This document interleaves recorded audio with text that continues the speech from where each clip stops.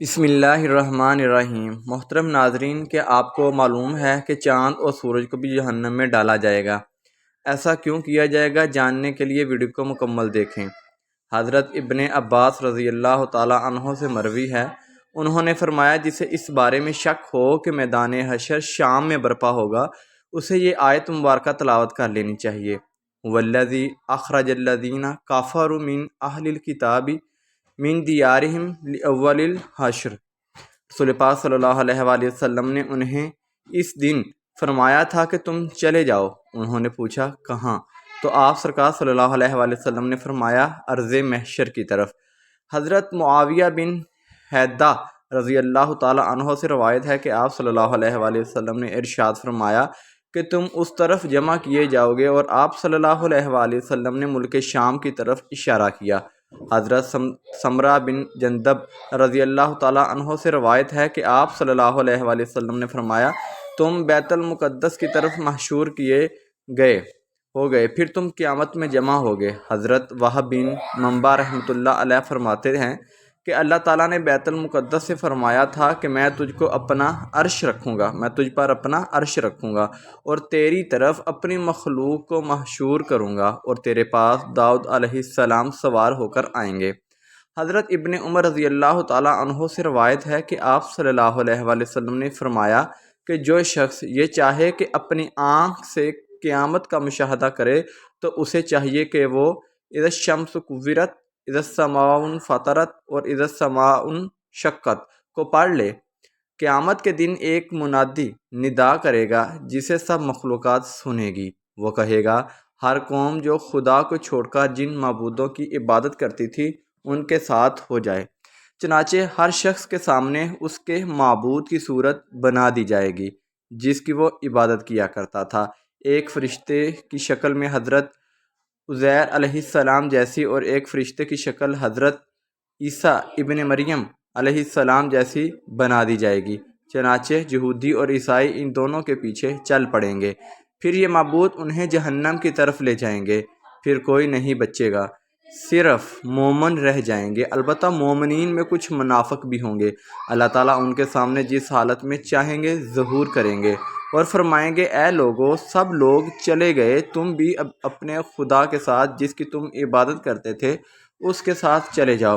وہ عرض کریں گے کہ خدا کی قسم، اللہ کے سوا ہمارا کوئی معبود نہیں، ہم غیر اللہ کی عبادت نہیں کرتے تھے۔ پھر اللہ تعالیٰ اپنی پنڈلی مبارک سے پردہ ہٹا کر مومنین پر اپنی عظمت کی تجلی فرمائیں گے، جیسے وہ پہچان لیں گے وہی ان کا رب ہے۔ مومنین یہ دیکھ کر سجدہ ریز ہو جائیں گے، جبکہ منافقین گدی کے بل جا گریں گے، کیونکہ اللہ تعالیٰ ان کی پشتوں کو بیل کے سینگ کی طرح سخت کر دے گا۔ پھر اللہ تعالیٰ مومنین کو حکم دیں گے تو وہ اپنے سر اٹھائیں گے۔ حضرت ابن عباس رضی اللہ تعالیٰ عنہ سے روایت ہے کہ سیدنا ابوبکر صدیق رضی اللہ تعالیٰ عنہ نے عرض کیا یا رسول اللہ صلی اللہ علیہ وآلہ وسلم، میں دیکھ رہا ہوں کہ آپ سرکار بوڑھے ہو رہے ہیں۔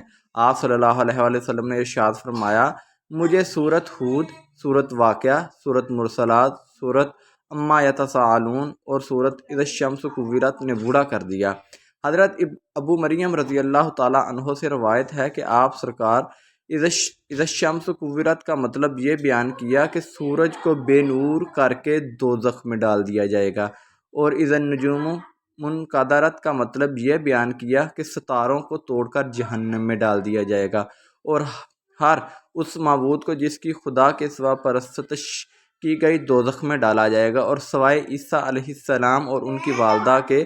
حضرت ابن عباس رضی اللہ تعالیٰ عنہ اذا الشمس کورت کی تفسیر میں فرماتے ہیں کہ اللہ تعالیٰ سورج، چاند، ستاروں کو قیامت کے دن سمندر میں پھینک کر ان کی روشنی کو مسخ کر دیں گے۔ پھر اللہ تعالیٰ مغرب کی طرف سے ہوائیں چلائیں گے جو سمندر کو بھڑکا کر آگ میں بدل دیں گی۔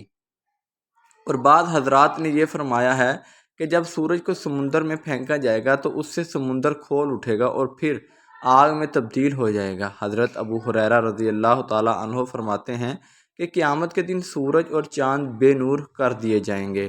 حضرت ابی ابن کعب رضی اللہ تعالیٰ عنہ فرماتے ہیں کہ قیامت سے پہلے 6 نشانیاں ظاہر ہوں گی۔ لوگ بازاروں میں چل پھر رہے ہوں گے، کہ سورج کی روشنی بجھ جائے گی۔ ابھی وہ اس حالت میں ہوں گے کہ پہاڑ زمین پر گر پڑیں گے اور زمین لرزنے لگے گی، جسے جنات گھبرا کر انسانوں کی طرف اور انسان گھبرا کر جنات کی طرف بھاگیں گے۔ جانور، پرندے اور درندے آپس میں غلط ملط ہو جائیں گے۔ ارشاد خداوندی ہے۔ ترجمہ: جب جنگل کے جانوروں میں رول پڑ جائے۔ سورۃ التکویر، یعنی ایک دوسرے میں مل جائیں گے۔ اور ترجمہ: جب بھی بجاتی اونٹنیاں چھٹتی پھریں۔ سورۃ التکویر۔ ترجمہ: اور جب دریا جھونکے جائیں۔ اس وقت جنات انسانوں سے کہیں گے، ہم تمہیں کہتے ہیں کہ سمندر کی طرف چلو۔ جب وہ وہاں پہنچیں گے تو آگ ہی آگ نظر آئے گی جس سے شعلے اٹھ رہے ہوں گے۔ لوگ اسی حالت میں ہوں گے کہ اچانک زمین پھٹ کر ساتویں زمین سے جا لگے گی اور آسمان پھٹ کر ساتویں آسمان سے جا ملے گا۔ تب ان پر ایک ایسی ہوا چلے گی تو انہیں موت کی آغوش میں سلا دے گی۔ حضرت ابن مسعود رضی اللہ تعالی عنہ فرماتے ہیں کہ آسمان کی حالت تبدیل ہوتی رہے گی، کبھی تو والمحل کی طرح ہوگی اور کبھی واردت کدیہان اور کبھی واہیتا۔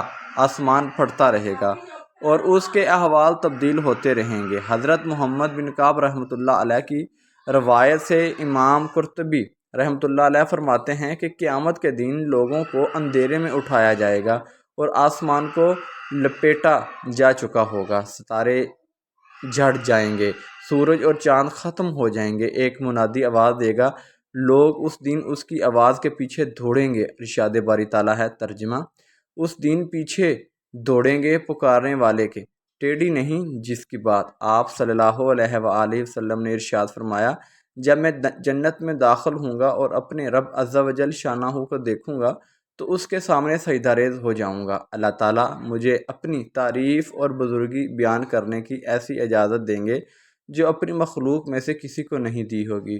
پھر اللہ تعالیٰ فرمائیں گے، یا محمد اپنا سر اٹھائیں، شفاعت کریں، آپ کی شفاعت قبول ہوگی۔ آپ سوال کریں، آپ کو عطا کیا جائے گا۔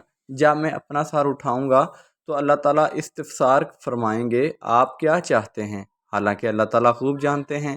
میں عرض کروں گا، یا اللہ، آپ نے مجھ سے شفاعت کا وعدہ فرمایا تھا، پس آپ جنتیوں کے حق میں میری شفاعت قبول فرمائیں تاکہ وہ جنت میں داخل ہو سکیں۔ اللہ تعالیٰ فرمائیں گے، میں نے ان کے حق میں آپ کی شفاعت قبول کی اور ان کو جنت میں داخل ہونے کی اجازت دی۔ اس ذات کی قسم جس نے مجھے حق کے ساتھ بھیجا ہے، تم دنیا میں اپنی بیویوں اور گھروں کو اس سے زیادہ نہیں پہچانتے جس طرح جنت والے اپنی بیویوں اور گھروں کو پہچانتے ہیں۔ پس ہر آدمی 72 حوروں سے ہم بستری کرے گا جنہیں اللہ تعالیٰ اس جنتی کے لیے پیدا فرمائیں گے، اور اولاد آدم علیہ السلام میں سے 2 عورتوں سے بھی ہم بستری کرے گا جنہیں عبادت خداوندی کی وجہ سے جنت کی عورتوں پر فضیلت حاصل ہوگی۔ ان میں سے پہلی سے یاقوت کے کمرے میں سونے کے تخت پر ہم بستری کرے گا جو موتیوں سے گھرا ہوگا۔ اس عورت نے ریشم کے 70 جوڑے پہنے ہوں گے۔ اگر جنتی اپنا ہاتھ اس کے دونوں کندھوں کے درمیان رکھ کر اپنے ہاتھ کی طرف دیکھے گا تو اسے اپنا ہاتھ اس کے سینے میں سے اور اس کے کپڑوں، گوشت اور جلد کے پیچھے سے بھی دکھائی دے گا۔ نیز جنتی اس کے پنڈلی کے گدے کو بھی دیکھ سکے گا، جس طرح سے تم میں سے کوئی یاقوت کی نلکی میں دھاگے کو دیکھ سکتا ہے۔